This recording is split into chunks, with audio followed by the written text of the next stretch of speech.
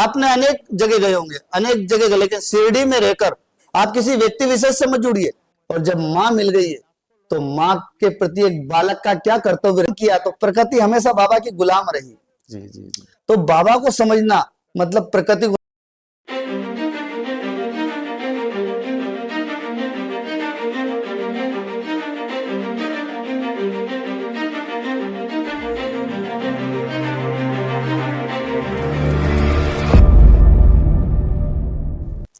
ओम साई राम। साई तेरे लीला जो भेजे कानों कान, सर पर रख के हाथ साई रखते हैं उनके माँ। उनके वाणी सुन के साई दौड़े चले आएंगे, जो सुने साई अमृत गाथा बिगड़े काम बन जाएंगे। ओम साई राम। मैं मनोज कुमार बेहरा आप सभी को साई गाथा टीवी में हार्दिक स्वागत करता हूँ। आज हमारे पास हैं इस शिरडी के निवासी अरविंद महाराज जी, जो एक कथा प्रवचक हैं। तो आइए उनसे बात करते हैं और उनके अनुभव के बारे में जानते हैं। ओम साई राम। ओम साई राम। साई गाथा टीवी में आपको हार्दिक स्वागत है। पहले आप हमारे दर्शकों को अपना परिचय दीजिए। मैं शिरडी निवासी अरविंद महाराज, साई बाबा का प्रचार प्रसार, बाबा की कथा, बाबा के अनुभव, बाबा के अनंत रूप का गुणगान करने का बाबा ने मुझे सौभाग्य प्राप्त किया है और साई गाथा टीवी पे आज आने का मुझे मौका मिला है। तो आप सभी को आज बाबा की कुछ बातों के माध्यम से हम कुछ शुरुआत करने जा रहे हैं। जी महाराज जी, साई बाबा का लीला, उनका अमृत वाणी भक्तों के दिल के गहराई में उतर के वो प्रेम के आंसू रो लेते हैं। साई बाबा का कथा प्रवचक बनने की ये सुविचार आपके मन में कब, क्यों और कैसे आया? कैसे बाबा कब क्या करेंगे कोई पता नहीं।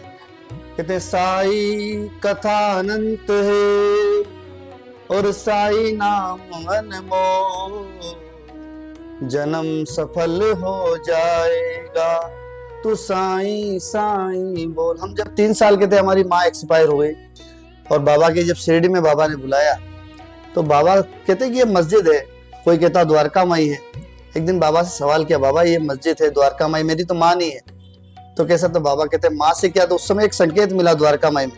तो हमने जैसे ही साष्टांग प्रणाम किया और ऐसे ऐसे ऐसे आंसू निकल रहे थे हमारे। ऐसा लगा कि वो जो 29 साल का जो हमारा प्रेड, जो माँ की गैप थी, वो बाबा ने एक पल में पूरी कर दी।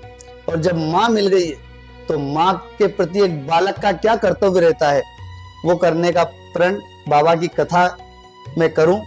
मुझे कुछ नहीं आता, लेकिन जब बाबा का नाम लेके बैठते हैं तो बाबा ही बोलते हैं और बाबा ही सुनते हैं। और कि बाबा का जब मिलन हुआ साक्षात्कार, तो बाबा से कहा कि कुछ देना दे साई इस अपने दीवाने को, दो आंसू ही दे दो चरणों में बहाने को। बाबा क्यों? कि आंसू खजाना है, बड़ी मुश्किल से मिलते हैं और बाबा के प्यार में जब आंसू निकलते तो मेरे बाबा प्रकट हो जाते हैं, पिघल जाते हैं। और जब बाबा पिघल जाते हैं तो इससे बड़ी दौलत क्या चाहिए।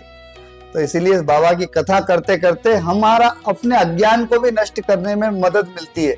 हमको अपनी बुराई, हमारी निंदा, हमारे अंदर की कमी पहचान करने में हमको बहुत मदद मिलती है। जी जी जी। और बाबा की कथा से एक ये होता है कि हम अपने अज्ञान को सुधारने का मौका परमात्मा देते हैं। ये जो आप काम कर रहे हैं, साई बाबा का जो प्रवचन दे रहे हैं, ये कितने साल से आपका ये सफर शुरू हुआ? ये 2007 में पहली कथा हमारी चेन्नई ट्रस्ट, जिन्होंने 140 करोड़ में बाबा का जो 1000 रूम बना के दिया, केवी रमणी जी जी, बाबा ने वहां जाकर हमको, बाबा ने ऐसा साक्षात्कार दिया। जैसे ही वहां कथा समाप्त हुई, बाबा के चरणों से एक फूल गिरकर नीचे आया और रमणी जी उसको उठाने गए और हमने उठाया। तो वो बोले कि बाबा ने आपको स्वीकार कर लिया।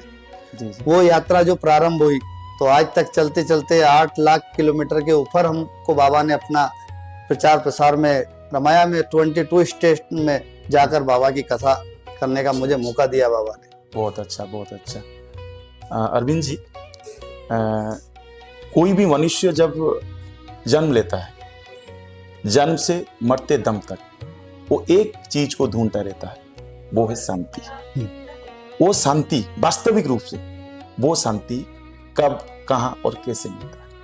देखो, वास्तव में मैं पूरा विश्व घुमाऊं, लेकिन अगर शांति ढूंढना है, शांति का समाधान ढूंढना है, तो वो बाबा के पास के अलावा नहीं मिल सकता। क्यों नहीं मिल सकता? पहली बात कि हम एक साधारण मनुष्य के रूप में हैं, और बाबा के जब दर्शन करते तो वो भी साधारण रूप में है। तो एक साधारण मनुष्य जब सरलता से, सजगता से जब अपना जीवन प्रारंभ करता है, तो उसके अंदर अहंकार नहीं रहता है, और जब अहंकार धीरे धीरे जाने लगता है, तो शांति का अनुभव बाबा के चरणों में मिलता है, और फिर लगता है कि वास्तव में जिस शांति को हम इधर उधर खोज रहे थे, वो शांति तो शिरडी में समुद्र है उसका, कि उसका दर एक सागर है, मिल जाए तो कतरा भी, डर के मारे भाग उठेगा जीवन भर का खतरा भी, कि रहमत और इनायत का दरिया मांगो बाबा से। इसलिए कहते हैं कि रिश्ता बांधो बाबा से, रक्षा मांगो बाबा से, दिल से दिल के बंधन की रक्षा मांगो बाबा से, रिश्ता बांधो बाबा। जैसे ही बाबा से रिश्ता बनता है, शांति अपने आप आपके जीवन में आ जाती है। शांति तो हम स्वयं करते हैं, हमको लगता है कि हम मरेंगे ही नहीं कभी, जी। लेकिन बाबा ने बताया कि तुम्हारी मृत्यु तुम्हारे साथ में, इसलिए तुम मृत्यु की तैयारी में रहो। और अगर इसको भूल जाते हैं तो फिर अशांति अशांति जीवन में। शांति तो बाबा के चरणों में लोट लगाती है। बस बाबा के जैसे ही चरणों में प्रणाम किया तो शांति, संतोष, प्रेम, आनंद, उमंग, एक अलग सी तरंग आ जाती है। जी जी। ये जो अहंकार, आप बोले कि अहंकार एक शब्द, वो एक ऐसा शब्द है जो कि आदमी के पास वो जाना नहीं चाहता, मगर वो आदमी भी उसको भेजना नहीं चाहता। तो आपके हिसाब से वो अहंकार को कैसे हम निकाल सकते हैं? अहंकार को निकालने के लिए बाबा का नाम स्मरण, बाबा का सुमिरन, बाबा का ध्यान, बाबा की कथा। जैसे इसका आपके चैनल का नाम है साई गाथा, मतलब गाथा माने एक झुंड, एक समूह। तो आपके जीवन में बाबा से मिलने के पहले आपकी स्थिति क्या थी, बाबा से मिलने के बाद आपके जीवन में कितना परिवर्तन हुआ, और जब वो परिवर्तन के माध्यम से आप याद करेंगे तो आप सोचेंगे यार इस अहंकार को तो बाबा की कथा ही मिटा सकती है। इस अहंकार को बाबा की लीला सुने बिना कुछ नहीं होता। नहीं तो ये माया का बाजार तो लगा ही हुआ है। उस माया के बाजार में मेरा परमात्मा बैठा है आपको शांति, सुख, समृद्धि देने के लिए, कि इससे ऊपर भी कुछ है, चेतना। इसलिए बाबा शरीर नहीं है, बाबा चेतना रूप बन चुके हैं। जब उन्होंने 3 दिन का समाधि लिया और जब वापिस आए तो वो चेतना रूप हो गए। चेतना रूप उनकी प्राण वायु, हवा, पानी, अग्नि, आकाश और पृथ्वी, जैसे शिव भगवान की जो 5 संतानें हैं, ये इसी को परमात्मा ने अपने भाई बंधु मान के इनकी सेवा किया, और हमको भी प्रकृति के साथ रहना सिखाया। तो जो प्रकृति के साथ रहता है वही साई को पहचान सकता है। ये जो आप बोले कि चेतना, ये तो हर मनुष्य के पास होता है। इसको हम कैसे जागरूक करें? हाँ, इसको जागृत करने के लिए बाबा की लीला, तो बाबा की गाथा सुनना जरूरी है, बाबा की लीला सुनना जरूरी है। क्योंकि बाबा की जब लीला सुनेंगे, गाथा सुनेंगे, तो आपके जीवन में जो बाबा से जुड़ने के बाद जो अनुभव हुए, जो एक्सपीरियंस हुए, वो जब आपको आएगा तो आप समझते हैं बाबा ने कहा ना, मेरा भक्त चाहे 7 समुंदर दूर हो, जिस प्रकार धागे से बंधी हुई चिड़िया को खींच के मैं अपने पास लाता हूँ, उसी तरह भूले भटके जो मेरे बच्चे हैं उनको मैं समय आने पर अपने पास लाता हूं। जैसे आपको लेके आए, हमें लेके आए। जी जी। हम क्या करते थे और क्या बना दिया। आज मैं मारवाड़ी समाज से, मेरे परिवार में 99% बिजनेसमैन है। जी जी। वो बोलते हैं क्या, लेकिन उनके पास करोड़ों रुपया है। जब मैं जाता हूँ मेरे पास झूठ लग जाता है। जी, तो जी। मैं इनकी बस यही, तुम में और मुझ में ये अंतर है कि मैं मेरे बाबा का नाम लेता हूँ तो तुम मेरे पास आते हो, और तुम पैसा कमाते हो तो मैं ये मत समझो कि तुम करोड़पति हो तो मैं तुम्हारे पास जाऊंगा। मेरे को बाबा ने धनवान बना रखा है कि अगर देखना हो तुझे सबसे बड़ा अमीर तो शिरडी जाकर देख ले साई रूप फकीर। जो साई सच्चरित्र है उसमें बहुत सारे अध्याय हैं। एक ऐसे अध्याय बताइए जो आपको बहुत अच्छा लगा होगा और समाज को बहुत उपदेश दिया होगा, वो हमारे दर्शकों को बताइए। मनोज जी, आपने जो सवाल पूछा ना, मेरे रोम रोम खड़े हो गए। साई सच्चरित्र में एक ऐसा अध्याय है जो बाबा का हृदय है, वो है 11वां अध्याय। उसको क्या कहते हैं?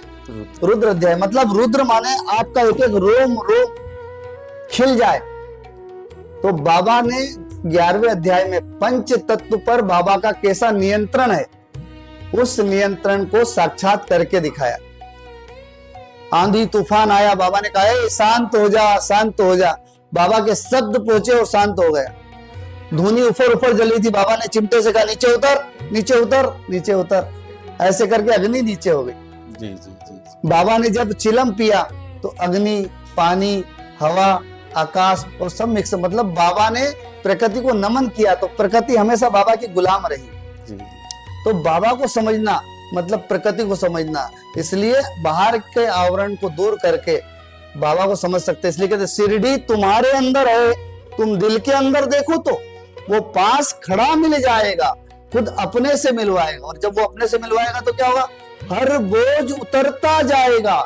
हर पल साईं का जाप करो, ना पड़े जरूरत कहने की, जो करना है अपने आप करो। बोले जब आप पहुंचे हो बाहर तक तो अंदर का दर देखो ना, वो पास खड़ा मिल जाएगा, खुद अपने से मिलवाएगा। नहीं, ये तो आप जो बोले, इसको जो आप जो गाना में बोलते हैं, हाँ, वो थोड़ा हमारे दर्शकों को सुनाएंगे। शिरडी तुम्हारे अंदर है, तुम दिल के अंदर देखो तो वो पास खड़ा मिल जाएगा, खुद अपने से मिलवाएगा।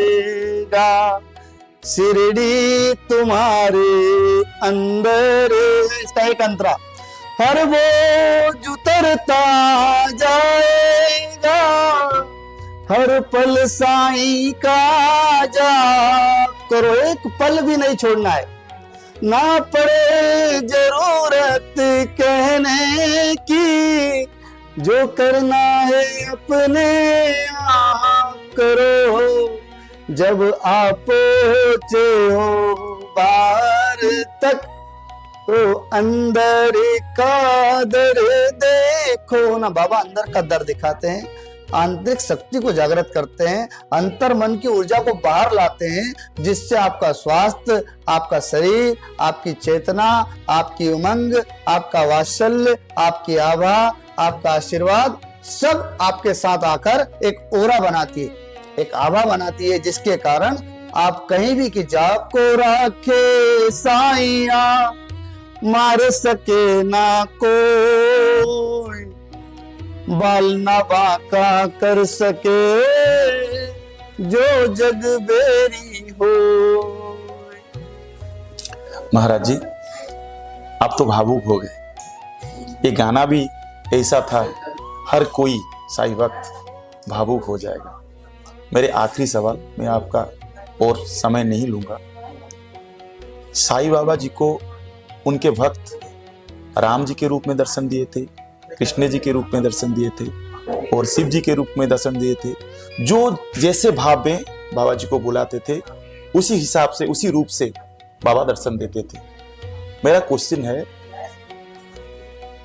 तो बाबा जी को हम साईं राम क्यों पुकारते हैं? साईं कृष्ण नहीं पुकारते, साईं शिव नहीं पुकारते, साईं राम क्यों पुकारते? राम इसलिए पुकारते हैं कि राम का नाम है मर्यादा, और बिना मर्यादा के, बिना डिसिप्लिन, बिना अनुशासन के आप मेरे बाबा को कैसे पा सकते हैं?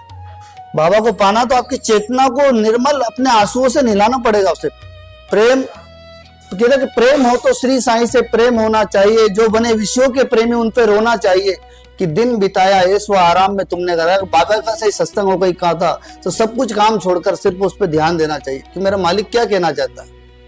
और बाबा की कथा जब मन में उतरती है ना, कि मन के अंदर देख झांक के साईं कैसे दिखते हैं, जिसकी जैसी श्रद्धा होती बाबा वैसे दिखते हैं, और बाबा श्रद्धा के अनुसार अपने भक्त के अनुरूप रूप बना लेते हैं।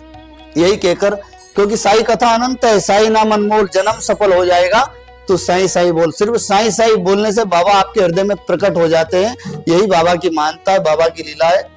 साईं गाथा टीवी के माध्यम से मैं सभी दर्शकों को बाबा का नाम स्मरण करके जो शांति आपको मिलेगी, आपने अनेक जगह गए होंगे, अनेक जगह गए, लेकिन शिरडी में रहकर आप किसी व्यक्ति विशेष से मत जुड़िए, लेकिन इस भूमि से जुड़िए, क्योंकि यहाँ 60 साल रहकर बाबा ने अपने चरणों से इसकी एक एक रच को पवित्र किया है।